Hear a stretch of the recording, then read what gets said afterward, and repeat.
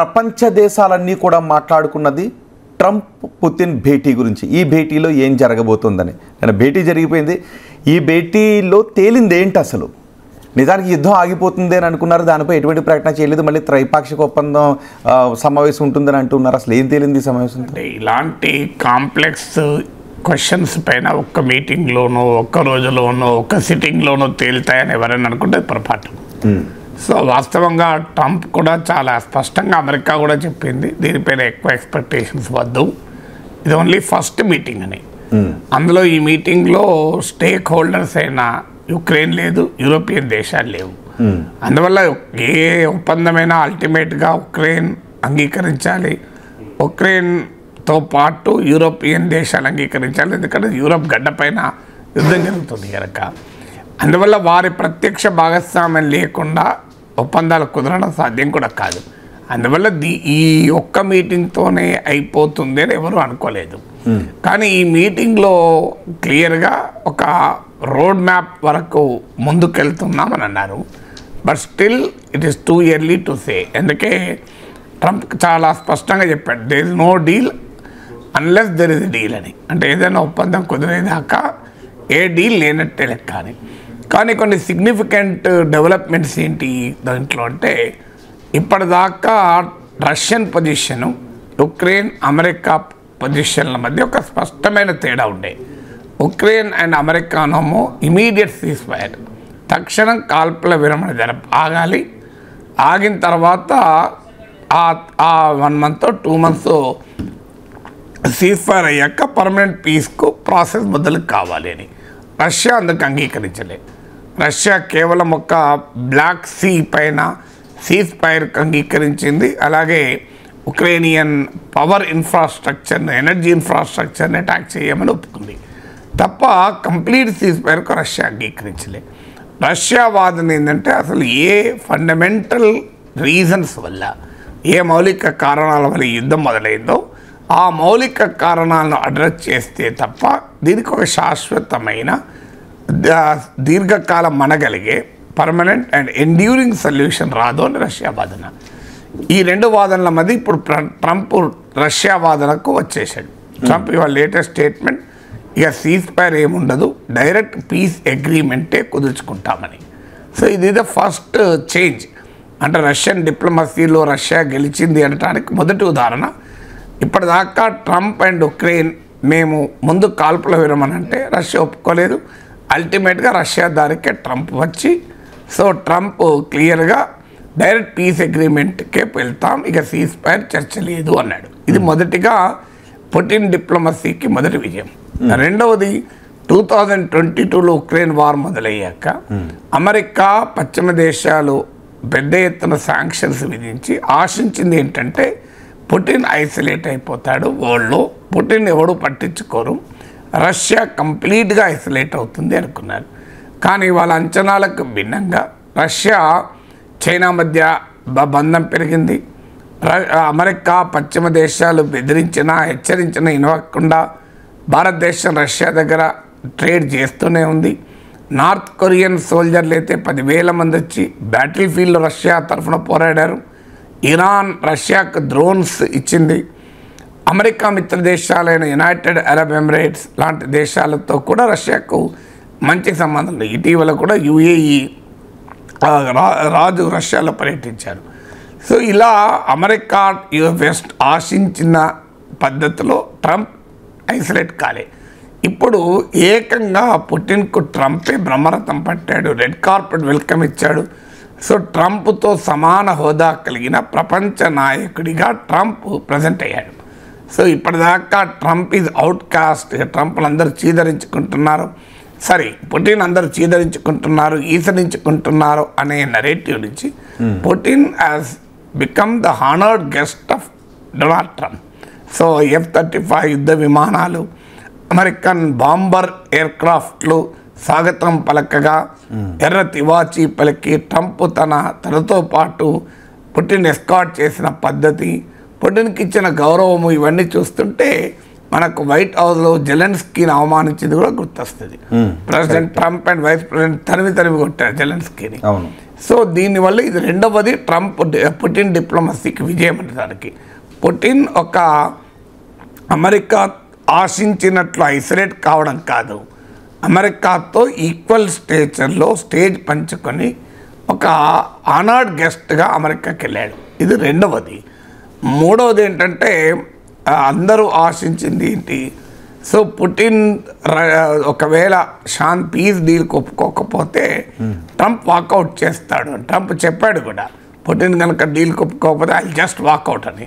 కానీ ట్రంప్ ఏం వాకౌట్ చేయలేదు. చేయకపోగా నెక్స్ట్ మీటింగ్ మాస్కోలో జరుగుతుందని కూడా పుటిన్ చెప్పాడు. సో అందువల్ల Putin third diplomatic victory. Fourth diplomatic victory అంటే అమెరికన్ డొమెస్టిక్ పాలిటిక్స్లోకి కూడా పుటిన్ దూరాడు. మొదటి నుంచి కూడా అమెరికాలో ఒక చర్చ ఏంటంటే 2016 ట్రంప్ ఎలక్షన్స్నే రష్యా ఇన్ఫ్లుయెన్స్ చేసిందన్న ఆరోపణలు వచ్చాయి. విచారణ జరిపింది, రష్యా సైబర్ దాడులు జరిపింది, అమెరికన్ పబ్లిక్ ఒపీనియన్ మ్యానిపులేట్ చేసిందని విమర్శలు వచ్చాయి. ట్రంప్ దాన్ని కొట్టిపారేస్తూ వచ్చారు. సో ట్రంప్ ఇప్పటిదాకా చెప్తున్నది, నేనే కనుక ప్రెసిడెంట్గా ఉంటే 22లో అంటే 2020 ఎలక్షన్లో గెలిచి ఉంటే మళ్ళీ అసలు యుద్ధమే జరిగేది కాదు అని. దానికి బలం చూకేలా పుటిన్, నేను అంతకుముందు బైడెన్కి చెప్పాను, ఇక్కడ దాకా తీసుకురాకండి, ఇది చాలా సీరియస్ మిస్టేక్ అవుతుంది అంటే బైడెన్ వినలేదు. ట్రంపే ప్రెసిడెంట్ ఉంటే యుద్ధం జరిగేదే కాదు అని పుటిన్ ఎండార్స్ చేశాడు. కరెక్ట్. సో ఆ రకంగా అమెరికన్ డొమెస్టిక్ పొలిటికల్ ఎజెండాను కూడా మీకు పుటిన్ ఇన్ఫ్లుయెన్స్ చేశాడు. నాలుగవది, అమెరికా రష్యాల మధ్య ఈ 2022 ఉక్రెయిన్ వార్ తర్వాత రిలేషన్స్ బాగా దెబ్బతిన్నాయి. ఆ బయలేటరల్ రిలేషన్స్ను కూడా మళ్ళీ వేదికెక్కించగలిగారు. నిన్న పుటినే ప్రకటించాడు, అమెరికా రష్యాల మధ్య ట్రేడ్ ట్రంప్ వచ్చాక 20% పెరిగింది అని. సో అందువల్ల ప్రపంచం 20,000 శాంక్షన్స్ రష్యా పైన విధించి అమెరికా, యూరోపియన్ దేశాలు రష్యాను కంప్లీట్గా ఎకనామిక్గా ఐసోలేట్ చేస్తామని, రూబుల్ రబుల్ అవుతుందని బైడెన్ మాట్లాడితే ఇప్పుడు ఫ్యాక్ట్స్ ఏంటి, రష్యా అమెరికాల మధ్య ట్రేడ్ 20% పెరిగింది ఈ 4 monthsలో. ఈ జూన్ ఈ 5-6 monthsలో, అంటే జనవరి 20లో ట్రంప్ అధికారంలోకి వస్తే ఇప్పుడు ఆగస్టులో ఉన్నాం మనం, హార్డ్లీ 6 to 7 monthsలో. సో అందువల్ల క్లియర్గా పుటిన్ డిప్లొమాటిక్ విక్టరీ ఈ ప్రాసెస్లో మనకు కనబడుతుంది. పుటిన్ ట్రంప్ ఆఖరికి ఐదవది కూడా ఏంటంటే, పుటిన్ ఎవరికి ఆన్సరబుల్ కాదు. పుటిన్ వచ్చాడు, తన అభిప్రాయం స్పష్టంగా చెప్పాడు, నాటో ఎక్స్పాన్షన్ జరగకూడదు, ఉక్రెయిన్ మిలిటరైజ్ కాకూడదు, శాంక్షన్స్ ఎత్తివేయాలి, ఇలా తన కండిషన్స్ చెప్పి వెళ్ళాడు. ట్రంప్ పరిస్థితి ఏంటి ఇప్పుడు, ఆ పుటిన్ సందేశాన్ని పట్టుకొని ఉక్రెయిన్కు, యూరోపియన్ దేశాలకు మెసెంజర్ లాగా మారిపోయాడు. ట్రంప్ జెలెన్స్కీతో మాట్లాడాడు, యూరోపియన్ లీడర్స్తో మాట్లాడాడు. పుటిన్ శాసిస్తుంటే ట్రంప్ పాటించాడు. అప్పుడే రజనీకాంత్ డైలాగ్ ఉంది, అరుణాచలం దేవుడు శాసించాడు, అరుణాచలం పాటించాడు అనేది. సో అలా దేవుడు ఇక్కడ పుటిన్ శాసిస్తున్నాడు, ట్రంప్ పాటిస్తున్నాడు. సో పుటిన్ ఇచ్చిన మెసేజ్ పట్టుకొని ట్రంప్ జెలెన్స్కీకి ఫోన్ చేసి, ఇంకో పుటిన్ ఇలా అన్నాడు నువ్వేమంటావు, యూరోపియన్ దేశాలకు ఫోన్ చేసి పుటిన్ ఇలా అన్నాడు నువ్వేమంటావు. సో ఇలా ట్రంప్ను అండర్వైన్ అయ్యాడు, పుటిన్ క్లియర్గా ప్రివేల్ అయ్యాడు. అందువల్ల ఈ 5 రకాలుగా చూస్తే it's a clear victory for Putin's diplomacy. అంటే దేనికి సంకేతం అనుకోవచ్చు నిజంగానే, అక్కడ ట్రంప్ కొంచెం తగ్గినట్టుగానే కనిపిస్తుంది. 2022లో నేనుండుంటే యుద్ధం జరిగి ఉండేది కాదు అన్నాడు. అంటే నిజంగానే ట్రంప్ని శాంతి కాముకుడిగా చూడాలా, యుద్ధాలు కోరుకోనటువంటి అమెరికా దేశాధ్యక్షుడిగా చూడాలా? ట్రంప్ను ఒక పుటిన్ కాదు కదా ట్రంప్ సర్టిఫికెట్ ఇవ్వాల్సి వచ్చింది. ఇరాన్ పైన దాడి చేశాడు, ఇజ్రాయెల్ గాజా పైన యుద్ధం చేస్తుంటే ఆపలేకపోయాడు. ఈవెన్ ఇప్పటికీ కూడా రష్యా ఉక్రెయిన్ వారు ఆగిందా? అలాస్కాలో చర్చలు జరుగుతున్న సమయంలో కూడా ఉక్రెయిన్ రష్యాల పైన పరస్పరం దాడులు చేసుకున్నాయి. సో మీరు ఈవెన్ చర్చలు జరుగుతున్నా కానీ ఇప్పటికీ కూడా రష్యా ఉక్రెయిన్ వారేం ఆగిపోలేదు. అవును. అందువల్ల పుటిన్ ఏంటంటే డిప్లొమసీలో తను రష్యా ఐసోలేట్ కాకుండా ట్రంప్ను ఒక రకంగా బ్లఫ్ అనిపించగలిగాడు, అమెరికాను ఒక రకంగా బ్లఫ్ అనిపించగలిగాడు. అమెరికా అండ్ వెస్టర్న్ కంట్రీస్ ఏమనుకున్నాయంటే, ఒకటి నేను ఇంతకుముందు చెప్పినట్లు పుటిన్ ఐసోలేట్ అవుతాడు, ప్రపంచంలో ఆయనకి ఎవడూ సపోర్ట్ ఉండదు, ప్రపంచమంతా ఆయన్ని ఈసరించుకుంటుంది అనుకున్నారు. అది జరగలేదు. రెండవది ట్రంప్ పుటిన్కు వ్యతిరేకంగా రష్యాలో ప్రజలు తిరగబడతారనుకున్నారు, ఎవరు తిరగబడలేదు. మూడవది రష్యా ఎకానమీ కాస్త డివాస్టేట్ అయిపోతుంది. అందుకే Biden famous statement rouble will become rubble అని. ఇప్పుడు rouble is the best performing currency in the world in 2025. 2025లో best performing currency. Ukraine war తర్వాత అనేక అమెరికన్ కంపెనీస్ మెక్డొనాల్డ్స్తో సహా రష్యా నుంచి వదిలి వెళ్ళాయి, కొన్ని రష్యన్ కంపెనీలకు అమ్ముకొని వెళ్ళాయి. ఇప్పుడు అవన్నీ మళ్ళీ క్యూ కడుతున్నాయి, అంటే రష్యాలోకి రావడానికి క్యూ కడుతున్నాయి. సో అందువల్ల రష్యాను బాయ్కాట్ చేశారు ట్రేడ్ నుంచి అనుకుంటే అమెరికాతోనే ట్రేడ్ 20% పెరిగింది. యూరోపియన్ యూనియన్తో ట్రేడ్ అలాగే కొనసాగుతుంది. Even today Russian oil is not sanction. Russia energy పైన ఆంక్షలు లేవు. అందుకే రష్యా ఆయిల్ మీకు ఎల్ఎన్జీ సప్లైస్లో 51% యూరోపియన్ యూనియన్కి ఉంటుంది. సో అందువల్ల ఏ రకంగానూ కూడా చూసినా western calculations on Putin are proven to be big failure. ఇప్పుడు పైగా ట్రంప్ పుటిన్ వైఖరే కరెక్టు. పుటిన్ డే 1 నుంచి ట్రంప్ అదే చెప్తున్నాడు. నాటో ఎక్స్పాన్షన్ వల్ల ట్రంప్ పుటిన్ యుద్ధం చేశాడు, ఎవరైనా యుద్ధం చేస్తారని. ఆఖరికి ఇప్పుడున్న సిచ్యువేషన్ ఏంటి, ల్యాండ్ స్వాపింగ్ అంటున్నాడు ట్రంప్. అంటే ఉక్రెయిన్ ఆక్రమించుకున్న భూభాగాల్ని రష్యానే ఉంచేసుకుంటుంది.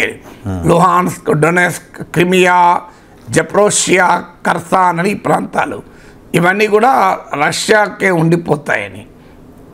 సో ఆ రకమైన పరిస్థితి ఇప్పుడు బ్యాటిల్ ఫీల్డ్లో అప్పర్ హ్యాండ్ ఉంది పుటిన్కు. ఎందుకంటే ఆల్రెడీ 20% ఆఫ్ ద ల్యాండ్ తన చేతిలో ఉంది. గ్లోబల్గా ఐసోలేట్ కాలేదు. అమెరికాపై కూడా ప్రివేల్ అయ్యాడు. డిప్లొమసీలో సక్సీడ్ అయ్యాడు. ఇప్పుడు గెలిచింది పుటిన్ అంటారా ట్రంప్ అంటారా? సో ట్రంప్ శాంతి దూత ఎక్కడ అయ్యాడు ఇక్కడ. ఇంకొకటి ఇక్కడ ఒకవేళ మధ్య ఒప్పందం కుదిరితే, శాంతి ఒప్పందం కుదిరితే బహుశా ఉక్రెయిన్ నేను నాటోలో చేరను అనే ఒక హామీని ఇవ్వాల్సి ఉంటుంది. ఆ భూభాగాలు అవసరం లేదని చెప్పాల్సి ఉంటుంది. నాటోలో చేరాలి అనుకున్న దేశం పైన యుద్ధాన్ని ప్రకటించి కాడికి అమెరికా చొరవతోనే నాటోలో చేరాల్సినటువంటి అవసరం లేదు అనే అంగీకారాన్ని కూడా అమెరికా అంగీకరించాల్సినటువంటి పరిస్థితి వచ్చింది. యుద్ధం ఆగితే ఎలా చూడాలి? అంటే ఇది కొత్త ఏం కాదు. వాస్తవంగా ఉక్రెయిన్ నాటోలో చేరాలని ప్రతిపాదన వచ్చినా నాటోలో చేర్చుకోలే. అయితే ఆ ప్రతిపాదననే పుటిన్ వ్యతిరేకించాడు. వాస్తవంగా పుటిన్ కూడా ఒక రకంగా నష్టపోయాడు. అసలు పుటిన్ ఈ 2022లో ఉక్రెయిన్పై వార్ మొదలు పెట్టినప్పుడు పుటిన్ వాదన ఏంటంటే టువర్డ్స్ ఈస్టర్న్ యూరప్ అంటే రష్యా వైపుగా నాటో ఎక్స్పాండ్ కాకూడదు, ఇది అండర్స్టాండింగ్. దీన్ని బ్రీచ్ చేస్తూ ఎక్స్పాండ్ అవుతున్నాయి. సో ఉక్రెయిన్ కూడా చేర్చుకునే పరిస్థితి వస్తుంది కనుక మేము యుద్ధం చేస్తున్నాం అన్నాడు. కానీ ఇంట్రెస్టింగ్ ఏంటంటే ఈ వార్ స్టార్ట్ అయ్యాక 2 దేశాలు నాటోలో చేరాయి. 2 స్వీడన్ ఒకటి, మీకు ఫిన్లాండ్ ఒకటి. ఈ 2 రష్యాకు బార్డర్స్ ఉన్న దేశాలు. ఉక్రెయిన్ చేరలేదు కానీ 2 బార్డర్ సరిహద్దు దేశాలు స్వీడన్ అండ్ ఫిన్లాండ్ ఇప్పటి వరకు ఈ నాటో వర్సెస్ రష్యా పాలిటిక్స్లో న్యూట్రల్గా ఉన్నటువంటి దేశాలు కాస్త నాటోలో చేరాయి. ఆ రకంగా అది కూడా పుటిన్కి రివర్స్లే. కానీ ఉక్రెయిన్ విషయంలో మాత్రం నాటోలో చేరకూడదు. ఎందుకంటే ఉక్రెయిన్ ఇది రష్యాకు బార్డర్ కంట్రీ. స్వీడన్ ఫిన్లాండ్ లాగానే ఉక్రెయిన్ కూడా పెద్ద బార్డర్ కంట్రీ. సో రష్యా వాదన ఏంటంటే ఉక్రెయిన్ నాటోలో చేరితే, what is NATO? It is North Atlantic Treaty Organisation. నాటోలో ఒక దేశం కనుక చేరితే నాటో బలగాలకు కావచ్చు, నాటో ఆయుధాలకు కావచ్చు, అన్నీ అక్కడ మోహరిస్తారు. తర్వాత ఆ నాటోలోని సభ్య దేశాల మధ్య మిలిటరీ కోఆపరేషన్ ఉంటుంది. అన్నిటికన్నా ముఖ్యమైనదంటే ఏదైనా సభ్య దేశాన్ని అటాక్ అవుతే మిగతా దేశాలని తమపైనే అటాక్ అయినట్టుగా భావిస్తారు. అంటే ఒకవేళ ఉక్రెయిన్ కనుక నాటోలో మెంబర్ అయి ఉంటే ఇవాళ రష్యా ఉక్రెయిన్తో కాదు, డైరెక్ట్గా నాటోతోనే యుద్ధం చేయాల్సి వచ్చింది. సో అందువల్ల మీకు ఇట్స్ ఎ వెరీ సిగ్నిఫికెంట్ అంశం అక్కడ. అందువల్ల రష్యా తన సెక్యూరిటీకి ప్రమాదం. ఇవాళ కూడా అలాస్కా మీటింగ్లో తర్వాత ప్రెస్ కాన్ఫరెన్స్లో కూడా మాట్లాడుతూ పుటిన్ అదే విషయం చెప్పాడు. ఉక్రెయిన్ సెక్యూరిటీ గురించి కూడా ట్రంప్ మాట్లాడాడు. ఉక్రెయిన్ సెక్యూరిటీకి కూడా మేము ప్రాధాన్యత ఇస్తాం, దాన్ని కూడా వర్కౌట్ చేద్దాం. కానీ ఫండమెంటల్ క్వశ్చన్ ఏంటి అంటే రష్యన్ సెక్యూరిటీ. దానికి క్లియర్గా పుటిన్ పెడుతున్న షరతులు ఒకటి, నాటో ఎక్స్పాండ్ కాకూడదు, పుటిన్ ఉక్రెయిన్ నాటోలో చేరకూడదు. ఈ వాస్తవంగా యుద్ధంకి మొదలు కూడా ఫ్రాన్స్, జర్మనీ లాంటి దేశాలు కూడా ఉక్రెయిన్ నాటోలో చేరడాన్ని వ్యతిరేకించాయి. ఇది ప్రమాదకరం అని చెప్పాయి. కానీ అటు ఉక్రెయిన్ జెలెన్స్కీ వినలే, అమెరికా వినలే. దాని ఫలితంగా అందుకే పుటిన్ వాళ్ళు చెప్పాడు, నేను ఆ రోజు కూడా బైడెన్ వార్న్ చేశాను, ఇది మీకు బిగ్ మిస్టేక్ అవుతుంది, మీరు చెయ్యకూడదంటే వినలేదు, అందుకే ట్రంప్ ఉంటే జరిగేది కాదు అన్నది. కానీ నాటోలో చేరడం అనేది ఒక ప్రధానమైన ఇష్యూ రష్యా యుక్రెయిన్ వరకు. అందులో పుటిన్ కాంప్రమైజ్ అయ్యే ప్రసక్తే లేదు, క్లియర్గా అర్థమవుతుంది. అందువల్ల నాటోలో ఉక్రెయిన్ చేరడం అనేది క్వశ్చనే లేదు. ఇక రెండవది డీమిలిటరైజ్ ఉక్రెయిన్ అంటున్నాడు. అంటే ఉక్రెయిన్ మిలిటరీ సైజ్ తగ్గించాలి, ఉక్రెయిన్కు ఒకవేళ సెక్యూరిటీ గ్యారంటీస్ అని జెలెన్స్కీ అడుగుతున్నాడు, తర్వాత రష్యా మా పైన దాడి చేస్తే ఎట్లా అని. సో అది ఇప్పుడు అమెరికా, యూరోపియన్ ఫోర్సెస్ ఒకవేళ ఉక్రెయిన్లో ఉన్నా అవి రష్యాకు యాక్సెప్టబుల్ పరిమితిలోనే ఉండాలి అనేది రష్యా వాదన. Even Steve Witkoff, Trump representative, మాస్కోకి వెళ్ళి పుటిన్తో సమావేశం అయ్యాడు. ఈవెన్ నిన్న అలాస్కా చర్చల్లో కూడా స్టీవ్ విట్కాఫ్ పాల్గొన్నారు. ట్రంప్ ఈ ప్రతిపాదన చేశాడని. అంటే నాటోలో ఉక్రెయిన్ చేరదు, నెంబర్ 1. నెంబర్ 2, మీకు ఉక్రెయిన్ డీమిలిటరైజ్ చేయడము. మూడవది, ఉక్రెయిన్లో ఉండే భద్రతా బలగాలు రష్యా ఆమోదం మేరకే ఉంటాయి. నాలుగవది, ఎలాగూ శాంక్షన్స్ ఎత్తివేయడము, ఇలాంటివి ఉన్నాయి. సో ఇవన్నిటికీ కూడా అమెరికా ఒప్పుకున్నట్టు CNN బ్రేక్ కూడా చేసింది. సో అయితే అది ఇప్పుడు అలాస్కాలో ప్రకటించలేదు, ఎందుకంటే దీంట్లో యుక్రెయిన్ అంగీకరించాలి, యూరోపియన్ దేశాలు అంగీకరించాలి. ఇప్పుడు పుటిన్ కండిషన్స్ పెట్టాడు. ఈ కండిషన్స్ను యూరోప్ అండ్ ఉక్రెయిన్ ఒప్పుకోవలేదు. ఇప్పుడు ట్రంప్ పైన పెట్టబడిన బాధ్యత ఏంటంటే అలాస్కా మీటింగ్లో పుటిన్ కండిషన్స్ను ఉక్రెయిన్తోని, యూరోప్తోని ఒప్పించే బాధ్యత. So is now the ambassador of Putin. Trump పరిస్థితి ఎక్కడికి దిగజారింది అంటే అమెరికా అధ్యక్షుడు కాదు ఇప్పుడు ట్రంప్. సో ట్రంప్ అమెరికా అధ్యక్షుడు హోదాలో పుటిన్ను శాసించే పరిస్థితిలో ఉండాలి రష్యాను.